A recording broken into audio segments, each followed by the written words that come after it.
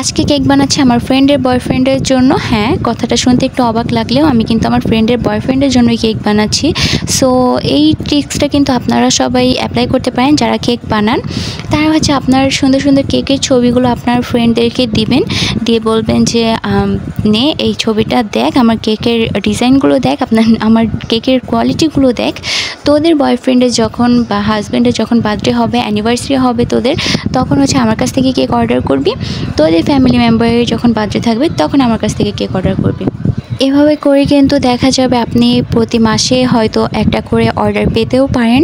So আমিও মানে এই বিজনেসটায় ওরকমভাবে একদমই প্রপারলি দাঁড়িয়ে নেই। আমিও হচ্ছে হুটহাট অর্ডারগুলোই পাই, যেগুলোর ভিডিও আমি আপনাদের সাথে শেয়ার করি।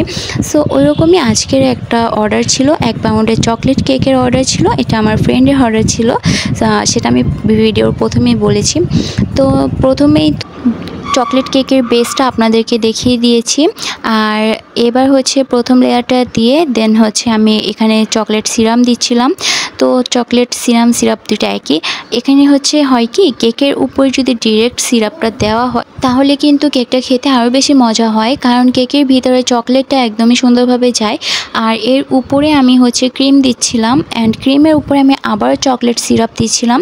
তো চকলেট কেকে হচ্ছে বেশি বেশি চকলেট দিলে কিন্তু খেতে খুবই মজা হয়, দারুণ টেস্ট হয় এটার।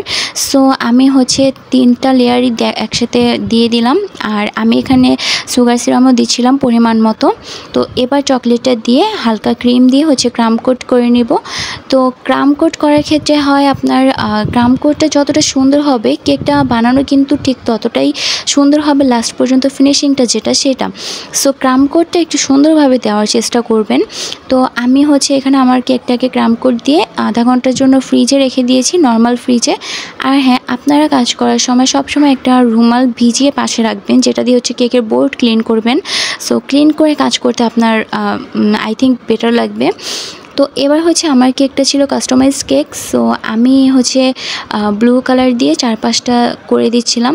আর হ্যাঁ, অনেক সময় হয় কি, কেকের কালারটা একটু বেশি ডার্ক থাকে, সেই ক্ষেত্রে দেখা যায় আমরা ক্রিমে অল্প কালার মিক্স করলেও সেটা কিন্তু যখন ক্রিমটা আমাদের হাতে লাগে তো হাতে একটু কালারটার ভাইব থেকে যায়। যেমন আমার এই ব্লু কালারটা কিন্তু প্রচণ্ড ডার্ক একটা কালার ছিল, তো এখান থেকে আমি জাস্ট 1 ফোঁটা ইউজ করেছি, কজ আমার স্কাই কালারটা দরকার ছিল, স্কাই ব্লু যেটা সেটা।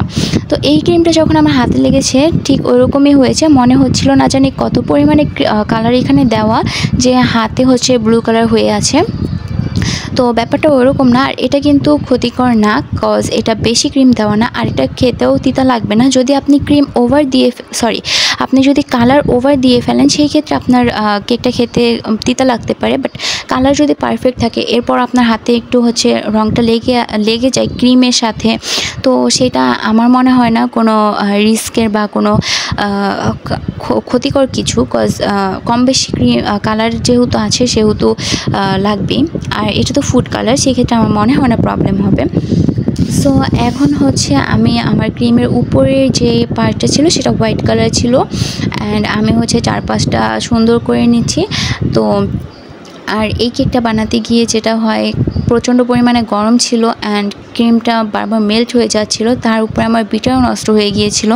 সেটা তো ভাগ্য ভালো যে ক্রিমটা শেষ করার পরে হচ্ছে আমার বিটার নষ্ট হয়েছে, না হলে আমার যে কী হতো আল্লাহ ভালো জানে।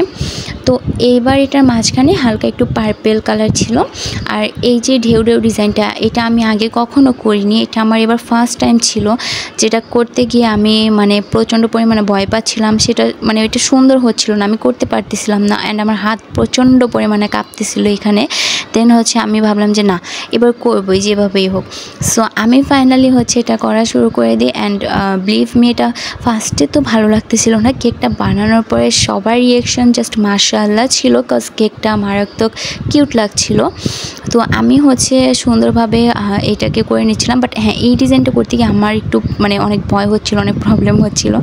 তো ফাইনালি আমি করতে পেরেছি, এটাই অনেক বেশি। দেন হচ্ছে আমি এখানে ফ্লাওয়ার করার সময় আমার এটা ফ্লাওয়ারটা হালকা ইয়েলিশ টাইপের ছিল, বাট আমি ভুলে পার্পল কালারটাই দিয়ে দিয়েছিলাম। তো এখানে ভিডিওটা পজ করে হচ্ছে আমি ফ্লাওয়ারগুলো দিচ্ছিলাম, আর দেন হচ্ছে আস্তে আস্তে করে সবগুলো ফ্লাওয়ার আমি চারপাশে ছড়িয়ে ছিটিয়ে বসিয়ে দিচ্ছিলাম। সো মানে এখানে দেখা যায় কি যে গরমের মধ্যে যখন আমরা কেকের ক্রিমটা বানাই তখন হচ্ছে ক্রিমটা বারবার মেল্ট হয়ে যায়।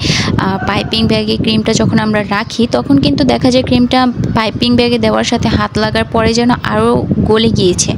তো তখন আমাদের কাছে যেটা করণীয় সেটা হচ্ছে যখন আমরা ক্রিমটাকে পাইপিং ব্যাগে দিব, পাইপিং ব্যাগটাকে হচ্ছে আমরা 10-15 মিনিটের জন্য নর্মাল ফ্রিজে রেখে দেব।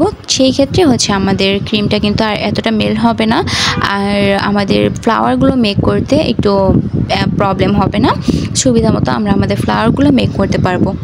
সো আমি হচ্ছে এখানে চারপাশে ছড়িয়ে ছিটিয়ে কয়েকটা ফ্লাওয়ার দিয়ে দিয়েছিলাম। বিলিভ মি, কেকটা মানে একদম সামনাসামনি দেখতে মনে হচ্ছিল যে ফ্লাওয়ারগুলো একদমই জীবন্ত ফ্লাওয়ার এরকম লাগছিল। আসলে কালারটাই এতটা আই সুদিং লাগছিল। আর হ্যাঁ, মজার ব্যাপার হলো এই গরমের মধ্যে কিন্তু আই সুদিং কালারগুলো মানে দেখতেও শান্তি লাগে, যেটা হচ্ছে গিয়ে কথা। তো আমি হচ্ছে এখানে পুরো কেকের কাজটা শেষ করছি।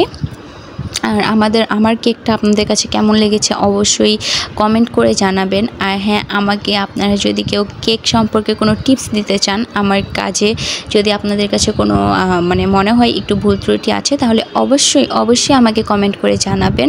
কারণ আমি চেষ্টা করছি আমার কাজে আরও বেশি ইমপ্রুভমেন্ট করার, আমি চেষ্টা করছি আমার ভিডিওতে আরও বেশি ইমপ্রুভমেন্ট আনার। সো আপনারাও আমার পাশে থাকবেন, সাপোর্ট করবেন। তো ফাইনালি কেকের ডেকোরেশনটা অলমোস্ট শেষ। এবার হচ্ছে জাস্ট পার্লগুলো বসিয়ে দিচ্ছি। কেকের উপরে যখন পার্লটা ছিটাবেন না, তখন কিন্তু কেকটা দেখতে আরও বেশি কিউট লাগবে, অনেক সুন্দর হবে। তো যেটা বলছিলাম, আমার ভিডিওতে লাইক করে আমার পাশে থাকবেন, আর আপনাদের মতামত জানাবেন কেকটা কেমন হয়েছে, বা সামনে আরও কী ধরনের কেকের ভিডিও আপলোড করতে পারবো সেই সম্পর্কে আমাকে আইডিয়া দিবেন আপনারা। সো ফাইনালি আমি হচ্ছে আমার কেকটা রান করেছি। তো উপরে হচ্ছে কিছু হোয়াইট পার্ল দিয়ে দিয়েছি, আর ফ্লাওয়ারগুলোর মধ্যে গোল্ডেন পার্ল দিয়েছি। তো কেকটা তো মাশাআল্লাহ সুন্দরই লাগছিল, বাট তারপরেও কী যেন একটা কমতি ছিল, সেটা হচ্ছে বর্ডার দিলে কেকগুলো মাশাআল্লাহ অনেক বেশি কিউট লাগে। সো আমার এখানে বর্ডার ছিল না, আমি বর্ডার দিয়ে দিচ্ছিলাম। অ্যান্ড দেন হচ্ছে আমি বর্ডারগুলো সুন্দরভাবে দিয়ে আর কেকটাকে ফাইনাল একদম ফুলফিল করে ফেলবো। আর এখানে লেখা ছিল শুধু হ্যাপি বার্থডে লিখতে হবে। সো আমি ওইটা আর এখানে এক্সট্রা করে কিছু করিনি, কেকের মধ্যে বোর্ডের পাশে হ্যাপি বার্থডে লিখে দিই সুন্দর করে। সো এই তো কেকের ফাইনাল লুকটা। আপনাদের কেমন লেগেছে অবশ্যই জানাবেন, আর যদি ভিডিও ভালো লেগে থাকে লাইক করে পাশে থাকবেন। অবশ্যই আপনাদেরকে অসংখ্য ধন্যবাদ আমার ভিডিওটা দেখার জন্য। তো আজকের জন্য আমি এইখানেই রাখছি। আল্লাহ হাফেজ, আসসালামু আলাইকুম।